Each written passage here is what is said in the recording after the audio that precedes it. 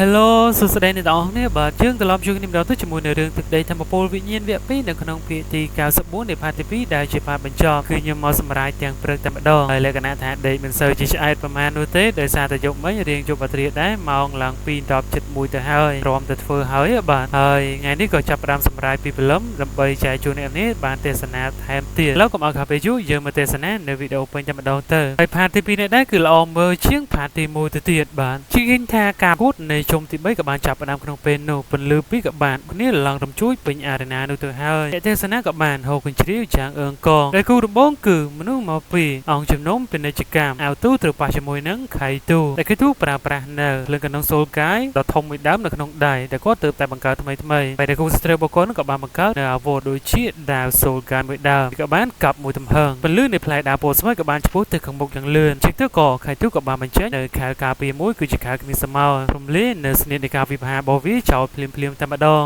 ក៏បានឆ្ពោះទៅសារជាថ្មីខៃទូប្រើប្រាស់នៅកំភ្លើងរបស់ខ្លួនធ្វើជាអាវុធដូចជាដាវអញ្ចឹងរុញគ្នាបានបន្តិចអាប៉ែនឹងលក្ខណៈរៀងបានចិត្តដែរបាទក៏បានញញឹមដាក់ខៃទូបន្តិចទៅខៃទូក៏បានខ្ទាតហក់ឡើងទៅលើអាកាសចាប់ផ្ដើមដំណើរការនៃកំភ្លើងកណ្ដុងសូលកាយរបស់ខ្លួនផ្លោងបានជាមួយនឹងពន្លឺនៃកាំរស្មីពណ៌ក្រហមធ្វើឲ្យរាងកាយរបស់វាបុកជាមួយនឹងខែលគ្មានសមោលនៅទីនោះចាញ់ភ្លាមឲ្យកតើបាទប៉ាអ្នកណាមិនដឹងប៉ាជាមួយនឹងក្រុមរបស់ហូយ៉ាហាវគឺឲ្យដេកស្អាតតែម្ដងដោយហ្គេមទី1ខៃទូឬក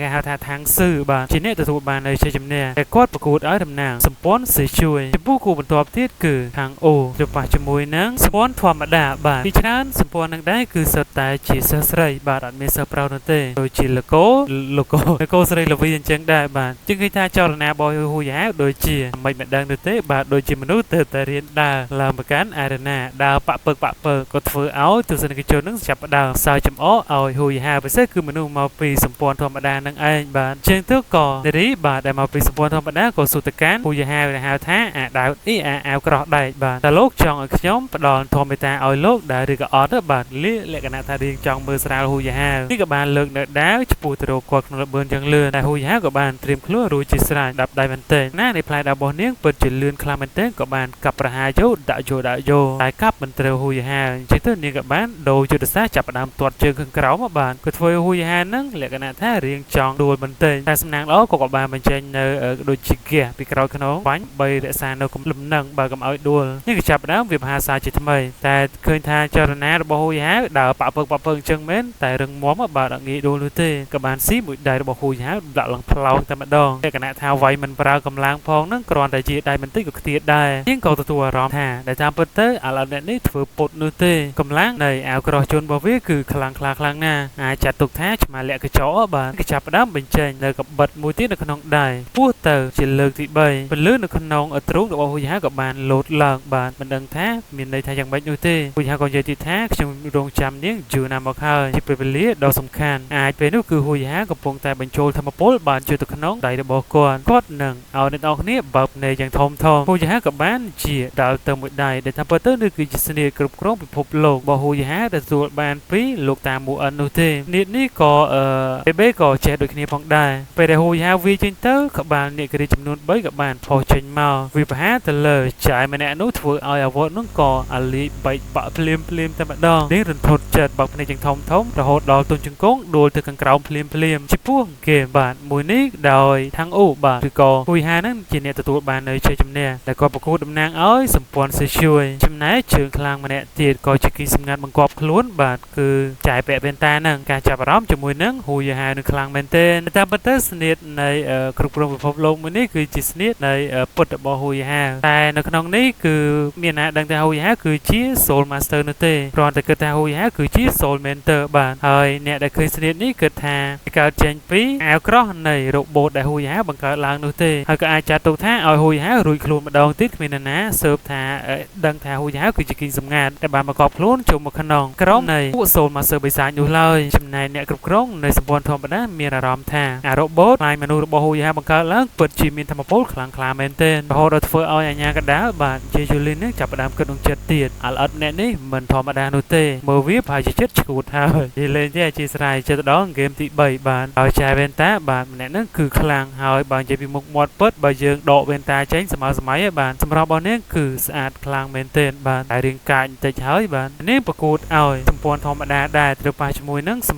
អង្គចំនួនពាណិជ្ជកម្មអាវទូពួកអាឈុតសបាទនេះក៏បានក្រវត្តនៅផ្កាកុលាបក្រហមមួយតងឡើងទៅលើអាកាសគណៈពេលដែលភាគីម្ខាងទៀតក៏បានលើកនៅកំភ្លើងខ្លីមួយដើមចាប់ផ្ដើមផ្លោងទៅលើនាងក្នុងពេលនោះនាងកិច្ចទៅម្ខាងឆ្ពោះទៅខាងមុខចាប់ផ្ដើមលើកនៅដាវគ្រូវីប្រមាណឆាយចរណនៃការកាប់គឺលឿនខ្លាំងមែនទែនបានឡើងសោះខ្លួនងាកទៅម្ខាងគ្រូវីដៃបន្តិចបន្ទុះនៅរាងកាយរបស់វាចោលភ្លាមតងនៅផ្កាកុលាបក៏បានរលាយរាងកាយរបស់វាក៏រត់របួសយ៉ាងធ្ងន់ធ្ងរចេញពីការប្រកួតក្នុងពេលនោះនាងក៏បានលើកនៅដាវមួយភ្ជង់ទៅកាន់ហូយហាវក្នុងពេលនោះផងដែរនេះមានឈ្មោះថាជេគូយីရှឹងបាទចឹងបបាក់ហៅខ្លាំងមែនទែនហៅថាជេគូយីក៏បានដែរព្រោះថាតួអង្គនេះគឺមានសារៈសំខាន់ហូយហាវបានជួយសង្គ្រោះនាងរហូតដល់វគ្គក្រោយទៀតជេគូជីងជាអ្នកទទួលបាននៅជ័យជំនះដែលធ្វើឲ្យអ្នកគ្រប់គ្រងនៃអង្គជំនុំពាណិជ្ជកម្មអាវទូគឺឈឺចិត្តខ្លាំងមែនទែនគ្នារបស់ខ្លួនចាញ់សឹងតែគ្រប់វគ្គទៅហើយចូលទៅដល់ហ្គេមទី4បាទមនុស្សមកពីសម្ព័ន្ធធម្មតាដែលត្រូវប៉ះជាមួយនឹងផងចឹងបាទដែលតំណាងឲ្យសម្ព័ន្ធស៊ីជួយដូចគ្នានាងវាបហាវាផ្ទុះយ៉ាងសម្បើមញញឹមបន្តិចគិតថាអាចចាត់ការវាបានទៅហើយតែមានណាបែរជាវាបង្ហាញខ្លួនមកពីក្រោយធ្វើនាងផិតភ័យជាខ្លាំងក៏បានលើកនៅអាវុធរបស់ខ្លួនចាប់ផ្ដើមវាបហាក្នុងពេលនោះដោយវាខូខើខ្លាំងណាស់វាបានទម្លុះនៅរាងកាយរបស់នាងទៅដៃខាងស្ដាំម្ខាងទៀតចោលធ្វើឲ្យឈាមខ្ទាតចេញមកលាក់ពេញអារេណាគឺសាហាវខ្លាំងមែនទែនតមកក៏បានចូលទៅថែមសម្រាប់នាងចោលក្នុងពេលនោះតែម្ដងនោះមកពេលសម្ព័ន្ធជួយពីច្រើនគឺខូខើខ្លាំងណាស់ហើយពួកវាសុទ្ធតែជាសូលម៉ាសឺបិសាចហើយគឺជាហៅថាបាក់តូចមួយដែលស្ថិតនៅក្រោមការគ្រប់គ្រងរបស់ជាពលិកបរិសុទ្ធในការហ្វឹកហាត់របស់ពួកនេះគឺខូខើខ្លាំងមែនទែនដូចជាបិសាចអញ្ចឹងធ្វើឲ្យជីគូជីងហាក់បីដូចជាចិត្តខ្លាំងណាស់ក្នុងចិត្តរបស់នាងត្រូវតែសងសឹកជាមួយនឹងមនុស្សមកពេលសម្ព័ន្ធជួយត្រូវតែសម្លាប់ពួកវាចោលទាំងអស់មិនថាហូយហាឬក៏ខៃទូនោះទេចំណែកគ្នារបស់ខ្លួនដែលមកពីសម្ព័ន្ធធម្មតាពិតជាខឹងសម្បានិងពួកវាខ្លាំងមែនទែនញ៉ាំកដាលក៏បានបញ្ជាក់ហ្គេមទី4ត្រូវបានបញ្ចប់ក្នុងពេលនេះចូលទៅដល់ហ្គេមបន្ទាប់ទៀតបាទគឺឡើងទៅដល់វគ្គពាក់កដាលផ្ដាច់ព្រាត់នៅសល់4អ្នកចុងក្រោយហើយសម្ព័ន្ធជួយនៅសល់ហូយហាវខៃទូបងចឹងហើយនឹងម្នាក់យេគូជីបាទម្នាក់ពាក់វ៉ែនតាហ្នឹងអញ្ចឹងក៏គេចាប់ផ្ដើមធ្វើការselect បាទអូតូ select គឺអាចជា random បាទអាចជាប៉ះគូណាមិនដឹងនោះទេចំណែកណានកង្វងជឿជាក់ថាសម្ព័ន្ធជួយរបស់ពួកគេនឹងឈ្នះនៅការប្រកួតនេះព្រោះថាមកជើបរបស់ខ្លួនគឺ3នាក់ឈ្នះទាំង3បាទឡើងទៅដល់វគ្គពាក់កដាលផ្ដាច់ព្រាត់ទៀត random ចូលឡើងហ្នឹងក៏ហូយហាត្រូវប៉ះជាមួយនឹងខៃទូប៉ះសិតតែគ្នាឯងទៀតបាទហើយចំណែកយេគូជីបាទត្រូវប៉ះជាមួយណាប៉ែហងជើងសម្ព័ន្ធសេជួយនេះទីពីរក៏បានបង្ហាញខ្លួននៅក្នុងសង្វៀនប្រកួតហើយដល់ពេលនោះពួកគេក៏បានងក់ក្បាលគ្នាដើម្បីឲ្យសញ្ញាបាទបបមកក៏ខៃទូសូមចូលចាញ់តែម្ដងទៅដូចជាងាយខ្លាំងពេកបាទធ្វើឲ្យញ៉ាកដាលហ្នឹងងាយមើលមុខវាហើយកង្វងក៏គិតទីថានេះគឺជាជំរើសដ៏ល្អបំផុតការសុំចូលចាញ់បែបនេះគឺនឹងជួយសន្សំកម្លាំងឲ្យខាងអូបាទឬក៏ហូយហាវនឹងឯងបីឡើងទៅកាន់វគ្គបាច់ព្រាត់តែម្ដងជាងខៃទូត្រូវបានដកចេញពីការប្រកួតនៅវគ្គពាក់កដាលផ្ដាច់ព្រាត់ទៅដល់គូបន្ទាប់ទៀតបាទអបិហងជើងគឺលក្ខណៈរាងមានអំនួតខ្លាំងមែនទែននេះគឺតែងតែសម្ដីឆ្លោះបាទក៏អើតកតោមវានឹងប្រើប្រាស់នៅកញ្ញាំរបស់ខ្លួននឹងកំតិចនៅសាកសពរបស់ជាគូជីចោលហើយនេះក៏តទៅវិញទៀតថាមិនអីនោះទេយើងនឹងសម្លាប់ឯងចោលមុននឹងប្រើប្រាស់នៅដាវជំនួសនេះអាចជាស្នេហ៍នៃការវិភាគរបស់នាងខ្លាំងជាងមុនទៅទៀតក៏បានឆ្ពោះទៅខាងមុខកាប់ពេលមួយឆាយវាក៏បានហក់ផុតចាប់ផ្ដើមវិភាគសាជាថ្មីកាប់ចូលចរណារបស់វាក៏បានហក់ឡើងលើអាកាសទម្លាក់ខ្លួនមកវិញប្រើប្រាស់នៅកញ្ញាំដាវចាប់ផ្ដើមខួងតែមិនអាចទម្លុះនៅដាវរបស់ជាគូជីបាននោះទេបពោលយ៉ាងខ្លាំងក្លាពណ៌ស្វាយអ៊ីពណ៌បៃតងក៏បានទូចេញមកភួងយ៉ាងខ្លាំងជាងមុនធ្វើឲ្យរំជួយពេញនេះនោះបន្សល់នៅផ្សែងពណ៌បៃតងតែប៉ុណ្ណោះតាមភាពក៏កាន់តែភ្ញាក់ផ្អើលឃើញថាដែលរបស់ជាគូជីក៏បានខ្ទីទៅម្ខាងធ្វើឲ្យអ្នកគ្រប់គ្រងនៃសម្ព័ន្ធធម្មតាហ្នឹងមានការព្រួយបារម្ភជាខ្លាំងចំណែកអ្នកគ្រប់គ្រងរងនៃវិហារពលឹងបលសតដែលត្រូវជាប្រពន្ធរបស់ចុងលីអូនោះហើយជាញញឹមដោយការពេញចិត្តហើយញញឹមមិនទាន់បានប្រមាណផងក៏ទឹកមុខផ្លាស់ប្ដូរភ្លាមនាងទទួលអារម្មណ៍ថានេះគឺជាដង្ហើមដ៏បរិសុទ្ធឬពណ៌មាសមួយក៏បានផុសចេញមកពីផ្សែងពណ៌ម៉ៅលាយតងនោះឆ្ពោះមកយ៉ាងលឿនចាប់ផ្ដើមដុតទៅលើរាងកាយរបស់អាប៉ែហងជើងនេះគឺជាភ្លើងដ៏បរិសុទ្ធដោយវាមិនអាចបន្លត់នៅភ្លើងនោះបាននោះទេដោយសារថាអាប៉ែហងជើងគឺជាម៉ាស្ទ័របិសាចដែលប្រើប្រាស់នៅវិធីអាក្រក់ក្នុងការហ្វឹកហាត់ឬក៏គេហៅថាធម្មពលខ្មៅនឹងឯងដូច្នេះចំពោះពន្លឺឬក៏អណ្ដាតភ្លើងដែលបរិសុទ្ធដុតនៅរាងកាយរបស់វាបានដល់ពេលនោះដែរជាឃើញថាស្លាបដ៏ធំមួយគូគឺចាប់ផ្ដើមបើកឡើងបង្ហាញនៅរូបរាងកាយពិតរបស់ជាគូជីនេះក៏បានកាំងស្លាបនៅលើអាកាសយ៉ាងស្រស់ស្អាតជាមួយនឹង រូបអវតារទាំងធំរបស់អាទិទេពសាឡាពីនៅពីក្រោយខ្នងរបស់ខ្លួនផងដែរធ្វើឲ្យសម្ព័ន្ធសេជួយរួមជាមួយនឹងអ្នកគ្រប់គ្រងរងនៃវិហារព្រលឹងបោះសនឹងភ្ជាប់ឲ្យខ្លាំងមែនទែនដែលតាមពិតទៅអាវុធព្រលឹងដើមរបស់នាងគឺជាទេពអប្សរសាឡា6ដែលបានបាត់បង់តាំងតែពី10000ឆ្នាំមុនមកម្ល៉េះនាងគឺជាកូនចៅចំនួនក្រោយរបស់សត្រូវរបស់ថង្សានឹងឯងបាទនៅក្នុង Solen វគ្គ 2 នោះគេដាក់ឈ្មោះតួអង្គថ្មីគេហៅថាសឹងច័ន្ទឲ្យដឹងថាជានរណាទេខ្ញុំគ្រាន់តែដឹងថាអាវុធព្រលឹងនៃអាទិទេពបាទទេពអប្សរសាឡា2រូបនៅក្នុង Solen វគ្គ 1ខ្ញុំហៅថាសាឡា6ហ្នឹងបាទគឺចេញពីឈៀនតាវលូបាទនេះស្គាល់ឈៀនតាវលូដែរឬអត់គឺជាអ្នកខ្លាំង level 99ត្រូវជាតារបស់ឈៀនរ៉េនស៊ឺបាទក៏ជាសត្រូវរបស់ថង្សានផងដែរដោយសារតែនាងបានជួយម្ដាយរបស់ខ្លួនគឺប៊ីវីដងគឺជាក្រុមមួយផ្នែកទៀតហើយក៏ជាប្រភពដើមនៃ Soul Master បិសាចឈានមកដល់វគ្គ 2 ហ្នឹងបាទ Solen វគ្គ 2តែប៉ុន្តែគឺជាសត្រូវនឹងគ្នានោះទេក៏តែដោយសារតែពួកគេទាំងពីរមានជាប់សាច់ឈាមដោយឈៀនរ៉េនស៊ឺហ្នឹងគឺជាកូនស្រីរបស់ប៊ីវីដងជាងទៅក៏តារបស់ខ្លួនបាទសូមឲ្យនាងហ្នឹងជួយម្ដាយរបស់ខ្លួនបីរក្សានៅភាពរុងរឿងនៃជីវៈរបស់ខ្លួនបាទហើយលទ្ធផលចុងក្រោយទោះបីជានាងបានក្លាយទៅជាអាទិទេព level 100ពិតមែនប៉ុន្តែត្រូវទួលនៅទរណកម្មនៃឋានទេវតាដោយសារតែនាងបានជួយនៅ Soul Master បិសាចបាទគឺប៊ីវីដងដែលជាម្ដាយរបស់ខ្លួនហើយទៅបានបង្កសង្គ្រាមឲ្យមនុស្សស្លាប់យ៉ាងច្រើនថែមទៀតដូច្នេះក៏ត្រូវថង្សានដាក់ទោសបាទវាយឡើងទ្រង់ខ្លួនហើយលាក់នាងពីតំណែងពីអាទិទេពមកកាន់មនុស្សធម្មតាវិញអញ្ចឹងរឿងគឺវាអញ្ចឹងឯងមកអ្នកនរនាងមានការងើងឆ្ងល់តា Solen វគ្គ 1 និង Solen វគ្គ 2 មានការពាក់ព័ន្ធគ្នាចឹងមិនទៅណានកងវងក៏បាននិយាយយ៉ាងលឺថាអាវុធព្រលឹងនៃអាទិទេពទេវតាសាឡា2នឹងឯងគឺជាសត្រូវដ៏ធំបំផុតនៃវិហារព្រលឹងបោសតរបស់វានឹងឯងដូច្នេះវាត្រូវតែសម្លាប់ចោលចំណែកហួយហាវក៏ចាប់ផ្ដើមគិតនៅក្នុងចិត្តជាមួយនឹងអាវុធព្រលឹងរបស់នាងនោះក៏ចាប់ផ្ដើមប្រៀបធៀបកម្លាំងនៃជីគូយីជាមួយនឹងម្នាក់ស្រីដែលគាត់ធ្លាប់ប៉ះគ្នាជាមួយនៅឯការប្រកួត Soul Battle លើកទី1បាទអ្នកនោះមានឈ្មោះថាយូមឹងទីបាទហើយក៏ជាអ្នកស្នងតំណែងរបស់អាទិទេពសាឡា2ដូចគ្នាផងដែរហើយសមត្ថភាពរបស់ជីគូយីគឺខ្ពស់ជាយូមឹងទីទៅទៀតឃើញថាដាវដែលបានដាច់មួយកំណាត់ចុងខាងលើបាទដោយសារតែប៉ែហងជើងនេះក៏បានបណ្ដុះឡើងវិញសារជាថ្មីលើកឡើងទៅលើជាមួយនឹងពន្លឺដ៏បរិសុទ្ធបាញ់ឡើងទៅលើអាកាសខណៈពេលនោះដែរក៏ប៉ែហងជើងមានការព្រួយបារម្ភខ្លាំងមែនទែននេះគឺជាអាវុធព្រលឹងទេវតាសាឡា2អាវុធព្រលឹងដ៏បរិសុទ្ធទេតើធ្វើវាផិតភ័យខ្លាំងណាស់នេះក៏បានលើកដើរឡើងចាក់ទៅលើវាក្នុងពេលនោះពន្លឺដែលចេញពីដាវគឺបរិសុទ្ធខ្លាំងណាស់គឺជាពន្លឺពណ៌មាសចាប់ផ្ដើមដុតនៅរាងកាយរបស់វាចោលអរលីស្លាប់ភ្លាមក្នុងពេលនោះតែម្ដងសាហាវខ្លាំងមែនទែនពីថាស្លាបរបស់នេះក៏បានធ្លាក់សាយពីពេញអារ៉េណាញ៉ាកដាក៏បានចាប់ស្លាបមួយនៅក្នុងដៃក៏បានប្រកាសនៅការប្រកួតនេះដែលពេលហងជិតត្រូវបានស្លាប់ក្នុងការប្រកួតពួកក៏ចាប់ផ្ដើមគិតនឹងចិត្តទីថាក្មេងស្រីម្នាក់នេះដែរស្លាបរបស់នាងពោពេញទៅដោយធម្មពលយ៉ាងខ្លាំងក្លា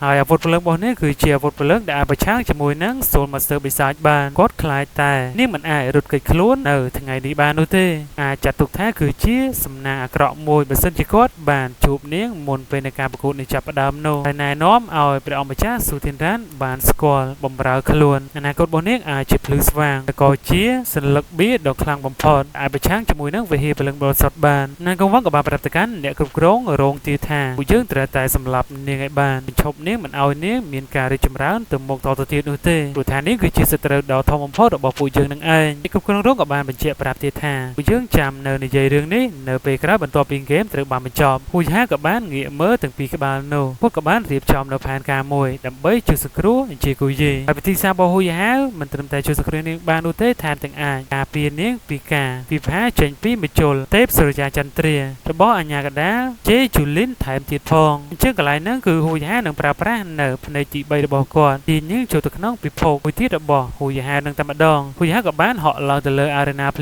លាមក៏បានប្រាប់ទៅកាន់អ្នកគ្រប់គ្រងណានកងវងទៀតថាអីនោះទេខ្ញុំនឹងសម្លាប់នាងចោលដើម្បីសងសឹកឲ្យហងជើងទៅចោលនាងលឺសម្ដីដ៏ថ្លោរបស់ហ៊ុយហាវហើយក៏បានងាកមើលមកគាត់បន្តិចនាងកំពុងតែរងចាំនៅសូមសើបិសាយម្នាក់ទៀតដើម្បីសម្លាប់ចោលជាខ្ញុំសូមបញ្ជាក់សារថ្មីម្ដងទៀតនាងគឺជាកិច្ចសម្ងាត់ដែលបានបង្កប់ខ្លួនចូលទៅក្នុងក្រុមនៃសូមសើបិសាយដើម្បីសម្លេះពួកវាចោលរួមគឺមិនខុសពីហ៊ុយហាវនិងខៃទូនោះទេសុទ្ធតែបន្លំខ្លួនដូចគ្នាបាទនាងនឹងប្រើប្រាស់នៅដាវដ៏បរិសុទ្ធមួយនេះដើម្បីសម្លាប់ហ៊ុយហាវក៏តទៅវិញទៀតថាពឹងលើសមត្ថភាពរបស់នាងនឹងមែនទេក៏បានដកដាវមកវិញចាប់ផ្ដើមគ្រួយមួយឆាចរណាយ៉ាងលឿនក៏បានឈ្មោះទៅរកគាត់ហ៊ុយហាវក៏បានជាដៃដល់មួយទំហឹងត្រូវនាងបំប៉ោងឲ្យទៀតមកក្រោយចូលទៅម្ដងទៀតចូលលង្កៀហ៊ុយហាវចាប់ផ្ដើមកាប់សាជាថ្មីហ៊ុយហាវប្រើប្រាស់នៅខែគ្មានសមល់ដើម្បីទប់ទល់មានអារម្មណ៍ថាកាប់មិនចូលនោះទេណៈពេលដែលកំពុងតែទប់ទល់គ្នានោះក៏ហ៊ុយហាវបានបញ្ជូននៅសារសម្លេងជាសម្ងាត់ទៅកាន់នាងទៅប្រាប់ទៀតថា នាងជីគូជីទីនេះដែរគឺមាននៅសូមមកសើបិសាយកម្ពុជាដល់ទៅ5រូបតែពួកគេឈានទៅដល់កម្រិតថៃថោដូលូ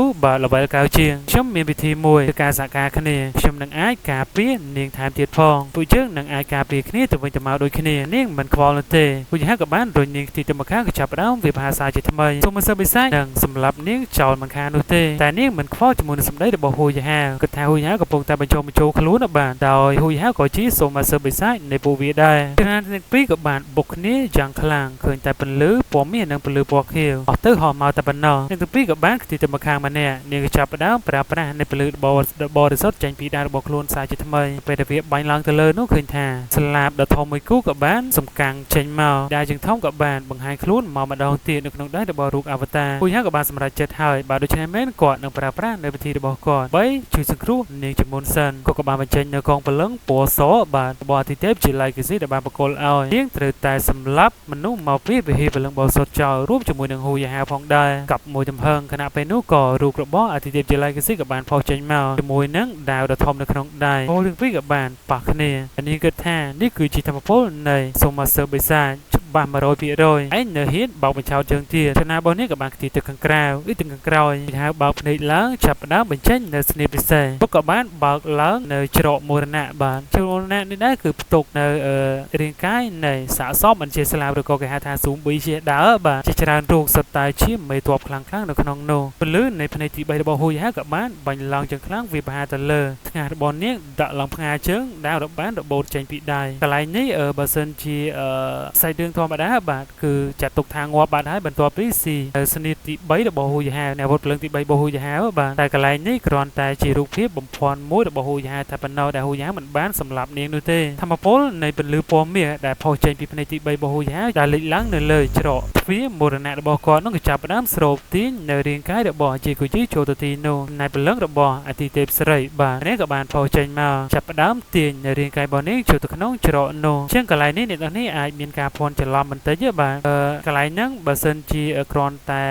បើកនៅច្រកមរណៈនោះសុទ្ធគឺនឹងទីនេះទៅកាន់ពិភពរបស់អាទិទេពជា legacy តែដោយសារតែមាននៅព្រលឹងរបស់អាទិទេពស្រីម្នាក់ដែលបានផុសចេញមកជាមួយនឹងពន្លឺពណ៌មាសតែរាងកាយរបស់នេះត្រូវបានជួយសង្គ្រោះទៅក្នុងពិភពមួយផ្សេងទៀតបាទកន្លែងមួយផ្សេងទៀតមិនមែននៅក្នុងពិភពរបស់អាទិទេពជា legacy នោះទេរាងកាយរបស់នេះក៏បានរលាយបាត់បង់តាំងតែពីពេលនេះទៅពុយហាក៏សួរទៀតថាតើមានណាផ្សេងទៀតដែរឬអត់ចង់សាកល្បងនោះធ្វើឲ្យមនុស្សមកពីសម្ព័ន្ធអង្គជំនុំពាណិជ្ជកម្មអាវទូចាប់ផ្ដើមផិតភ័យឡើងញ័រខ្លួនដូចជាឆ្កែធ្លាក់ទឹកចឹងបាទមានអារម្មណ៍ថាគឺសាហាវខ្លាំងមែនទែននោះដែលចាប់ទាញចូលនៅក្នុងច្រកមរណៈនេះហើយមិនមានសេះសល់សូម្បីតែចុងសរសៃសក់បាទគឺអាលាយបាត់ខ្លួនជើងតែម្ដងណាក៏ភ័យញើតដែរហើយគ្នាបាទរបស់ហួយហាវបាទមកពីសម្ព័ន្ធសេជួក៏ចាប់ផ្ដើមហូបកញ្ជ្រៀវយ៉ាងអើងកងដែលជាជំនះមួយនេះហើយគណៈពេលនោះយើងឃើញថាមាននៅព្រឹត្តិការណ៍3រូបទៀតដែលស្លៀកពាក់ដូចជាណានកងវាងបេះបិទតែម្ដងអញ្ចឹងអ្នកនរនេះអាចជាមានការភ័ន្តច្រឡំកន្លែងនៅមិនទេអត់អីក៏ពួកគេតុបតែងខ្លួនដូចគ្នាមែនបាទអញ្ចឹង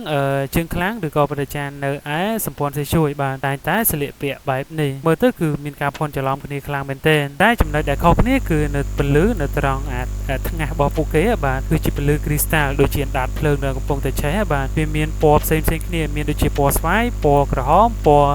ខៀវហើយនិងពណ៌ការជូរឲ្យប្រជាដែលមានពន្លឺពណ៌ខៀវបាទនៅលើថ្ងៃហ្នឹងគឺជាអ្នកគ្រប់គ្រងរងនៃសម្ព័ន្ធសេជួយយើងកុំឲ្យច្រឡំជាមួយនឹងអ្នកគ្រប់គ្រងរងនៃវិហារព្រលឹងបោសតអ្នកគ្រប់គ្រងរងនៃវិហារព្រលឹងបោសតគឺមានតំណែងខ្ពស់ជាងអ្នកគ្រប់គ្រងរងនៃសម្ព័ន្ធសេជួយព្រោះអីព្រោះថាសម្ព័ន្ធសេជួយគឺជាបកដ៏តូចមួយស្ថិតនៅក្រោមការគ្រប់គ្រងនៃវិហារព្រលឹងបោសតនោះទេតែអ្នកគ្រប់គ្រងរងនៃសម្ព័ន្ធសេជួយហ្នឹងគឺចង់បានបរិម្នាក់នេះគឺហូយហានឹងឯងចំណែកប្រជាមិនរូបទៀតដែលមានពន្លឺអ្នកដាតភ្លើងពណ៌ផ្កាឈូកនៅលើថ្ងាសបាទគាត់និយាយទៀតថានេះគឺជារឿងដែលមិននឹកស្មានដល់ដែលវាបានកើតឡើងនេះគឺជាធម្មពលដែលពួកវាកំពុងតែស្វែងរកជាច្រើនឆ្នាំមកហើយផុតគឺបានជួបដោយផ្ទាល់ចំណានណានកងវាងក៏បានបន្ថែមដូចគ្នាដែរថាពិតប្រាកដខ្លាំងណាស់គាត់គឺជាបុត្រាដ៏បរិសុទ្ធនៃវិហារព្រលឹងបោសតពួកគេហើយសមត្ថភាពគឺអស្ចារ្យខ្លាំងមែនទែនអាចបង្ក្រាបនៅធម្មពលអាក្រក់នៃសូមាសើបិសាចបានជាថាហួយហាវមិនចាត់ទុកថាគឺជាសត្រូវនៃវិហារព្រលឹងបោសតនោះទេតែហួយហាវចាត់ទុកថាគឺជាព្រះបុត្រា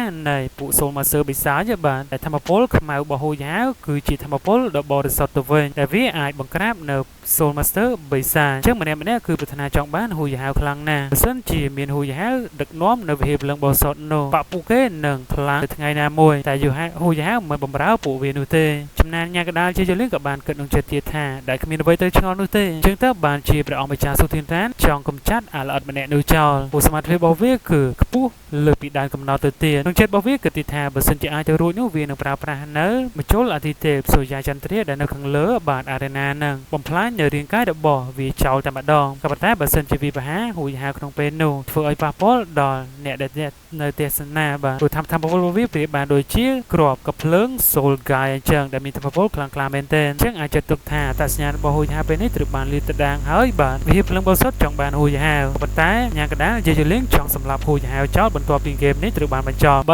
ชมเนี่ยก็กำจัดเจ้าในอุปสรรคในไงนาคตระบบโปเกฟองได้สำเร็จในการโหกันจะได้จมูกในกำตรูดบานออบอ้อในใจจำเนี่ยระบบหุยหากับบานบรรลือล้างนองเป็นโนแต่กูเศร้าสลายใส่เรื่องไว้ยังก่อสลายตาปะปันนี่เนี่ยได้จ้องเทศนาใน